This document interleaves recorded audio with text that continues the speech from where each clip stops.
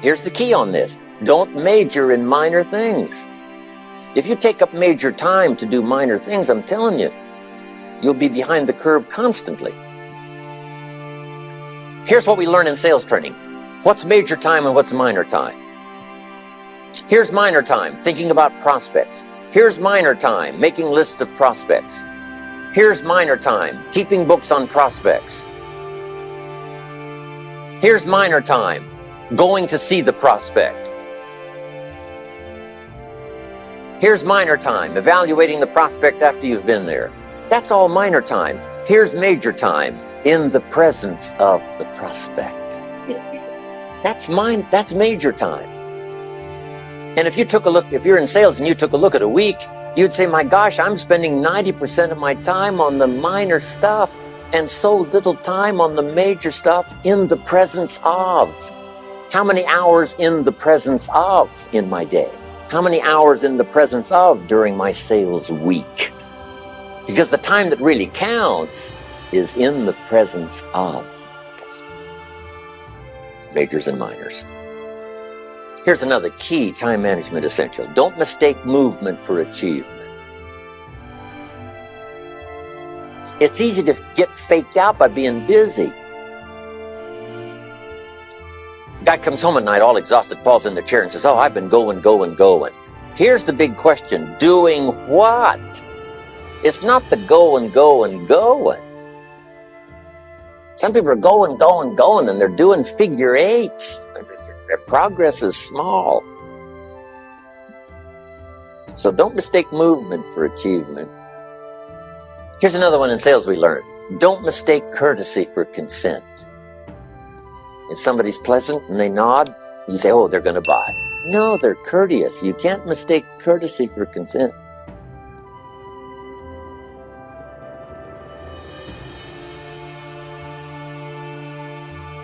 Now here's a big one, concentration. I had to learn this. All those years ago, I'm in the shower trying to compose a letter. Found it turns out to be a strange letter. So here's what I learned to do. Save the work till you get to the office. Save the work till you get to the work. Don't try to get to the office on the way to work. On the way to work, enjoy the way. In the shower, enjoy the shower. Then go to work when you get to work. I found this to be helpful. Concentration.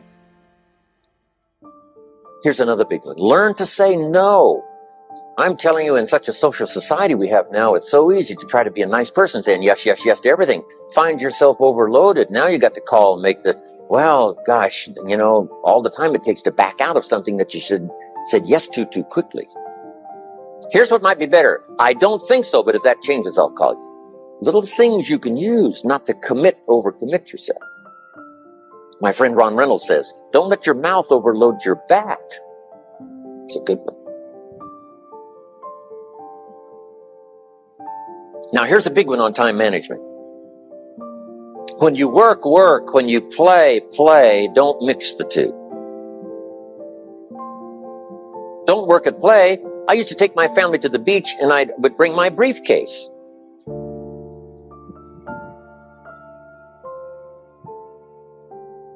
I learned not to do that. Or at the beach, I'm saying I should be at the office. Now my family's upset because I'm at the beach and I'm thinking office. Now when I'm at the office, I'm thinking what? I got to get my family to the beach. So things are not going too well at the office because I'm thinking beach, and things are not going too well at the beach because I'm thinking office. Here's what I learned to do. At the beach, be at the beach. At the office, be at the office. When you work. When you play. Don't mix the two. Don't work at play. Now here's one of the most important ones. Don't play at work.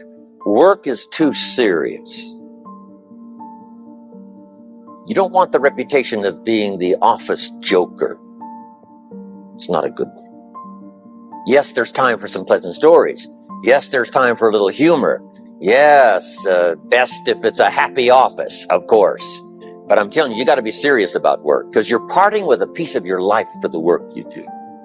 Your work costs you a piece of your life. Here's what it's called. Serious business. Not grim, not unhappy, but serious. Don't play at work.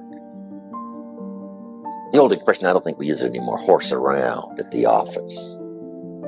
Play around, play jokes, play tricks. No place, not at the workplace. At the beach, yes. At the bar, yes. Somewhere else, not work. You got to treat work with all due conservative passion, because it's leading you to your future.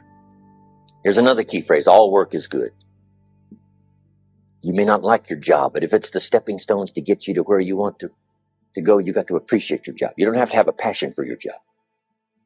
Here's the ultimate passion: a passion for incredible success in every department of my life. That's the passion.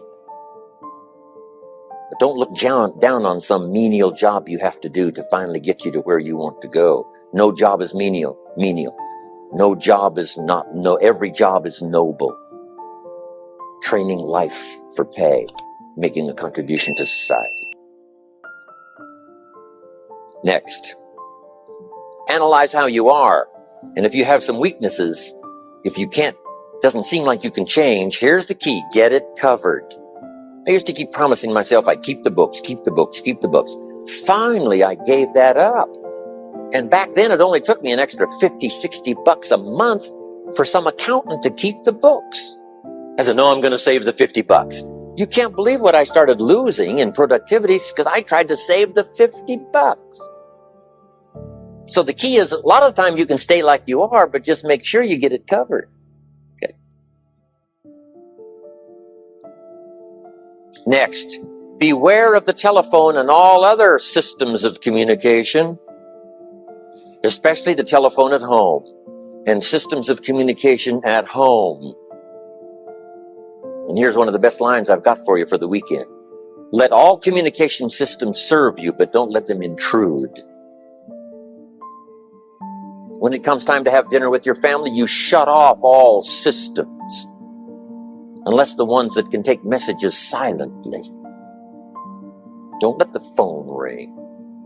Don't let anybody intrude, come through the front door, nor the back door, nor through the telephone or any other device. So you can't reach John and his family when he's having dinner. The President of the United States couldn't get through. If you develop that kind of a reputation, father, mother, we have dinner when we're visiting and have this time with our family, nothing intrudes. So don't let these clever little devices keep intruding. You've got to have a place that's sacrosanct. It's valuable. You don't let anything in for that period of time. Okay. Isn't that good advice? Excellent advice. Here's the next one. Read all the books. I've only got a few notes here on time management, but if you've got some particular challenges, you run a big organization, a big corporation, you've got some challenges, there's plenty of books. Now, here's what's next. Just be more alert to the things that might be stealing your time. Here's why. Time is like capital. You can't let someone steal your seed corn. You can't let someone steal your capital. And you can't let someone steal your time. You must designate your time. And some of the time that you designate, you must not let anyone steal. Casual time, you might let someone intrude and steal a little bit and take a little bit, but not serious time.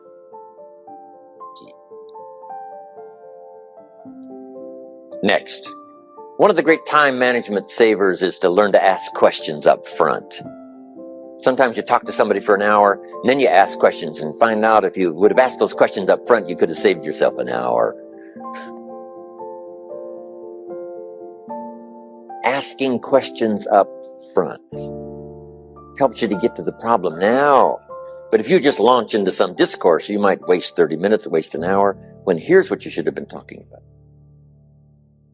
After you finished an hour, you say, John, what's really the problem? He said, well, it's something personal. See, that's what you should have been talking about this whole hour. Key. Next, learn to think on paper. Now we're going to take a break. Some ways to think on paper. One, we've covered one. Solving problems. Take it out of your head and put it on paper. Another one is setting goals. Making these lists we've already started. Here's another good way to think on paper. It's a projects book.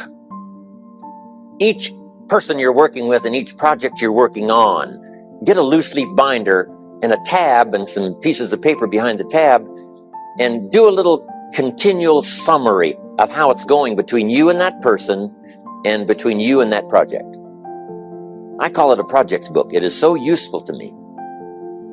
But what's going on between you and this person? When you last got together, what did you talk about? And you got a few notes there. Here's what we talked about the last time we got together. Now when you get together again, you can review that so you'll know better what to talk about.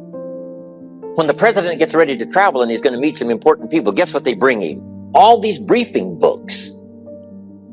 Right? The last time you were with Khrushchev, Kennedy is informed. Here's what he said and here's what you said. Kennedy said, oh, that's valuable. I need to remember that. If a person is important, it's worth a little running account. You might even have a projects book for your children. Here's what's happening between me and my child. We've talked about this, and we've talked about this, and we've talked about this. Next, a day timer. Keeping track of all of your appointments. You know, mine is all filled with, when to catch an airplane and when to do a seminar and when to sit down and have a conference, all the rest. Next is a game plan. If you've got a house and the, insurance is going to come due and some other things are going to come due, you just put it on a spreadsheet and make sure it's taken care of. Key phrase, take things out of your head and put them on paper. And the key is to just experiment with different ways that helps you to do that. Now here's the last one, thinking on paper, and that's to keep a journal. One of the things I'm known for around the world, have been now for 39, 40 years, is keeping a journal. Now my journal is not it's not necessarily it's not like a diary. It might be part diary. I'm flying over Ireland and I write down a few little things that impress me. Today I met this person. Wow, what an extraordinary event. Today I conducted this seminar in Rome. 1,000 people stood up and sang for me. I've got a little bit of a diary in there. But here's what primarily your journal is for. Collecting good ideas. A journal is to collect good ideas on your health, good ideas for your business, good ideas for your future, good ideas for time management. Because I used to take notes on pieces of paper and torn off corners and backs of old envelopes and restaurant placemats. And I threw all this stuff in a drawer. It did not serve me well. I finally learned to get a bound copy, right? And just keep a journal, right? If I was here, I had my journal, I'd be taking notes, right? These 2 days in my journal. Now, if you're caught without your journal, you just take the notes. When you get back home, you put those notes in your journal, throw the paper away. Because we don't usually go through paper to review. But see, my journals now make up a significant part of my own library. My journal's all reserved privately for my children and my grandchildren. Can you imagine what I've collected over the years? It's unbelievable.